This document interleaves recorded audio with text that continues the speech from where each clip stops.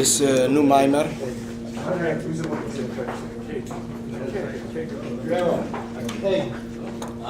This is a Maimer that I'm sure everybody welcomes. It's a Maimer which is connected with Parnasa.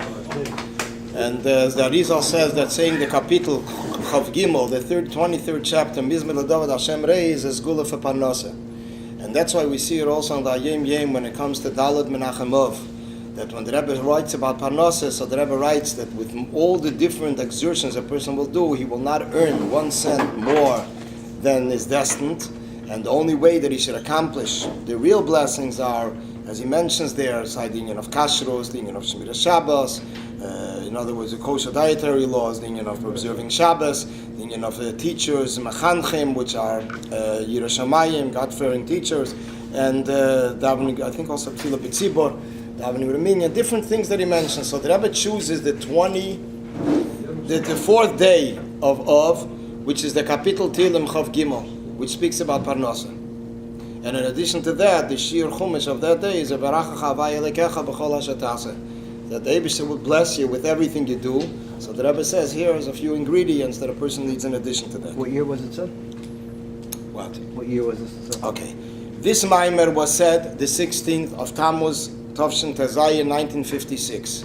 It marked the Chanukah Sabayis of the camp Machne Gan Yisrael. The Rebbe came there approximately a week before camp began. And the Rebbe, after speaking to the group of Anash, of Yungalite who came, campus were not there yet, the Rebbe went through all the different bunks and checked how many mezuzahs they needed, and everything was put together. So this was the only time that the Rebbe said a Maimer in camp. The Rebbe visited camp 3 times, Wow. 1956, 57, and 60. I was zeicha to be there when the Rebbe came in 1960.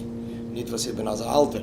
Aber al Kaponim, this was, remember then, the Rebbe was going through the bunks. It was a bedside inspection, sort of. Everybody was standing by their bed, and the Rebbe went through every bunk, every room, looked at every child. It was an amazing visit. It was like hours of the day. It's the only time he left Crown Heights besides going to the oil? I mean, he went to Manhattan a few times also, but this was Mamish. In those years, it was like 2 years in a row, and then in Swan Lake in 1960. There's one time one of the rooms was closed. And I asked, what's the saying? You know, they were ashamed to open it. Was storage. One was a sports cabinet. So they asked the Rebbe asked, what is this? So they said it's a sports cabinet. So the Rebbe said he wants to see it. There was an infirmary. The Rebbe said the Eibishter should help. We shouldn't need it. And then there was a bunk, a guest house, which there was a sink that was broken. So they asked the Rebbe, why is it broken? So the Rebbe, Zeicha L'Churban. It's a memory of the so the Rebbe says over here it doesn't belong to Zeicha L'Churban. So memory of the destruction of the temple. So and the Rebbe went through everything. The last time the Rebbe went through the lake, he asked, not only he looked at the lake, previous times he looked at the lake, this time he walked through the whole lake. It wasn't a big lake, it was like a very small path. Around, and you can see the whole lake in one time. It's not like endless. And later we realized that there was a counselor that actually passed away then in that lake towards the end of the summer. And this was Swan Lake. They pumped out all the water then, I remember, the fire department. It was closed for years. They opened it like 10, 15 years ago. 56, 57, and 60. Tezayin, Yitzayin, and Chof. I heard there was also some kind of handwriting, kind of a graffiti something. What? I don't remember what I'm saying. There were different comments on different things. There was a book called, there was 40 years after Gan Yisrael. They made a reunion. So they wrote a lot of different comments that Rebbe made while he was going through the different bunks. And the Rebbe tipped the waiter. It was mamash, very... Just the same... The Rebbe gave each one a mincha ma'ariv, a blue mincha ma'ariv in camp. And they said l'chaim on soda. It was a whole fabrengen. The Rebbe was sitting, I think, on the stage, and there was a whole fabrengen when the Rebbe came. I remember when the Rebbe came. I still remember sitting as a kid in front of the shul. The Rebbe's coming out with that card that lasted till 1966, Purim, and that was it. And the Rebbe came out then. We had the Gan Yisrael Yamukes, green and white, and we sing Ufaratzta, and the Rebbe motioned with his hands, and the Rebbe came in, and then we all came into the shul, and the Rebbe spoke. Father told me he was driving with like a tow truck, like a real tow truck, kind of like open in the back, like Oh, Pickup truck. Yeah, like a pickup truck. Yeah, So sorry. the Rebbe had a The picture. Bochum was jumping out the back of it. Yeah, the Chaver were coming from the colonies. They were Chaver Just from. standing I don't know if they drove mamish from New York there. And those years, it was about 3 hours driving because the roads were not like today. There was a dirt road, a few miles before camp. You knew already you're getting there. It's like a whole sand road, but it was an amazing camp. It was straight, all straight, and then it was sold to the Swan Lake Airport, which I think is not even existing today. But like a local airport because it was all straight. They dynamited the whole mile to Firmus Corner. It's still there. It's very flat, mamish flat. You can see from one end of the camp to the other. It's very nice ground. So Chabad switched that location to another location. 1968 was the last year, Swan Lake, and then they moved to a different place. Rebbe went up for the new camp? No, 60 was the last time.